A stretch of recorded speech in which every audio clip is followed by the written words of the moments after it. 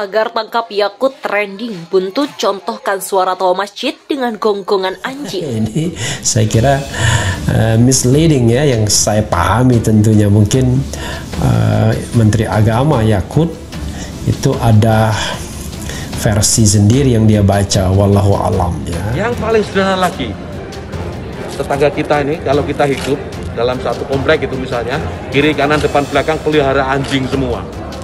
Misalnya menggonggong dalam waktu yang bersamaan, kita ini terganggu nggak? Artinya apa? Bahwa suara-suara ya, suara-suara ini, apapun suara itu ya, ini harus kita atur. Helmi menyatakan pernyataan merupakan pendapat pribadi Yakut supaya tidak menjadi gangguan.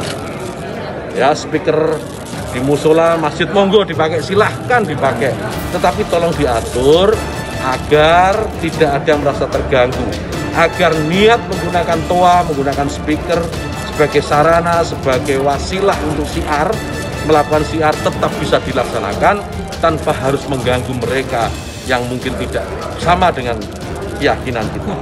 Ia menyayangkan pernyataan tersebut diucapkan oleh seorang menteri agama pula. Ini kemudian kalau yang kemudian melintir-melintir bahwa Menteri Agama Gus Yakut itu kemudian menyamakan suara adzan dengan gonggongan anjing, dengan suara anjing. Oh kok gitu permisalannya? Ini kan contoh saja. Suatu narasi radikal yang menunjukkan rendahnya penghayatan keindonesiaan. Satu permisalan para pemirsa yang itu kemudian sebenarnya diambil salah satu contohnya adalah suara gonggongan anjing ya. Tetapi pada dasarnya adalah apapun suara yang kemudian ya bersamaan dan bisa menjadikan potensi gangguan, maka ini harus diatur. Pandangan, sikap, dan orientasi tindakan yang ironis seperti itu merupakan bentuk disorientasi berbangsa dan bernegara, kata Haidar. Nama Menteri Agama Yakut Khalil Qaumas kembali menuai sorotan usai pihaknya mengeluarkan aturan terkait penggunaan pengeras suara atau toa masjid dan musola. Menurutnya, surat edaran atau SE nomor 5 tahun 2022 dibuat dengan tujuan agar tidak ada umat agama lain yang terganggu. Terbaru, tagar tangkap Yakut menjadi trending topik. Tagar tersebut menggema usai menjelang soal toa masjid, namun menganalogikannya dengan gonggongan anjing peliharaan di sekitar rumah. Pernyataan tersebut memicu banyak komentar di jagat Twitter. Banyak yang menyayangkan ungkapan Yakut yang mencontohkan suara toa masjid dengan gonggongan anjing. Diketahui pernyataan menak Yakut Khalil Qaumas tersebut terungkap saat menjawab pertanyaan wartawan di Pekanbaru soal aturan toa masjid pada Rabu. Dalam penjelasan itu, Yakut mengaku-ngaku tidak melarang rumah ibadah umat Islam untuk menggunakan toa atau pengeras suara.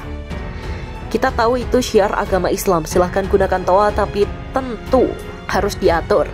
Diatur bagaimana volumenya tidak boleh keras, maksimal 100 desibel. Begitulah jelasnya seperti dikutip dari Antara. Ia juga mengatakan perlu peraturan untuk mengatur kapan saja alat pengeras suara atau toa dapat digunakan, baik setelah atau sebelum azan dikumandangkan. Baginya, ini bertujuan juga untuk meningkatkan manfaat dan mengurangi masabat. Sebab di daerah yang mayoritas muslim, hampir setiap 100-200 meter terdapat masjid. Menak Yakut Khalil Qaumas mencontohkan soal toa masjid dengan suara anjing yang menggonggong secara bersamaan.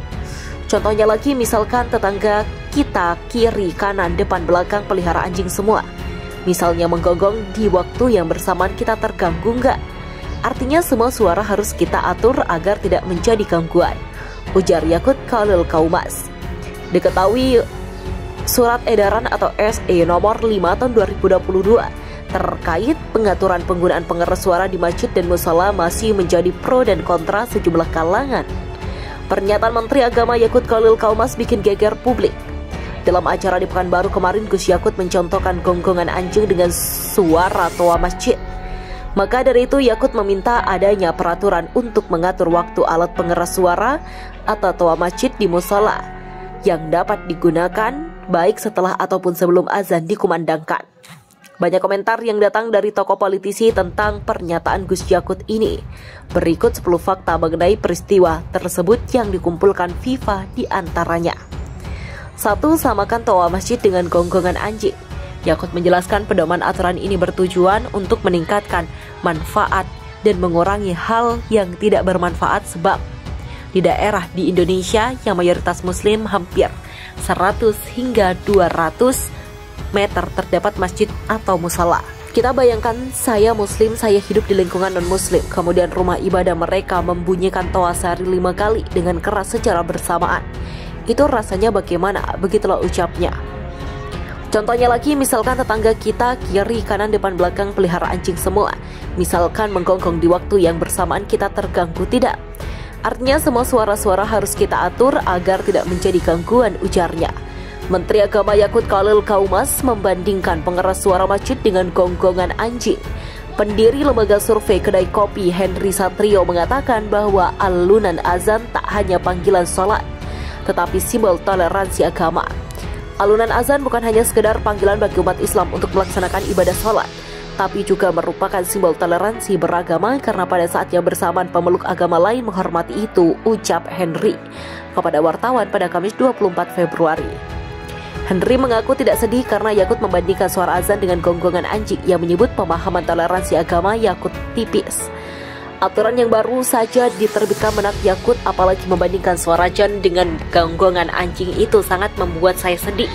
Dan saya juga merasa kecewa sekali bahwa pemahaman toleransi beragama Menteri Agama Yakut Khalil Kaumas tipis dan dangkal. Begitulah ucapnya. Henry berharap Yakut segera introspeksi diri dan meminta maaf ke seluruh umat Islam. Segera introspeksi diri dan meminta maaf ke seluruh umat Islam di Indonesia karena telah membandingkan alunan merdu suara azan dengan gonggongan anjing, ucapnya. Menurut Presiden Joko Widodo menegur Yakut, Henry mengatakan bahwa Jokowi harus mengevaluasi Yakut. Pak Jokowi harus menegur menteri yang satu ini karena toleransi harus dibangun dengan rasa, bukan dengan prediksi dan perkiraan, ucapnya. Azan itu panggilan ibadah, penanda masuk waktu sholat. Presiden mesti evaluasi Menak, sambung Henry.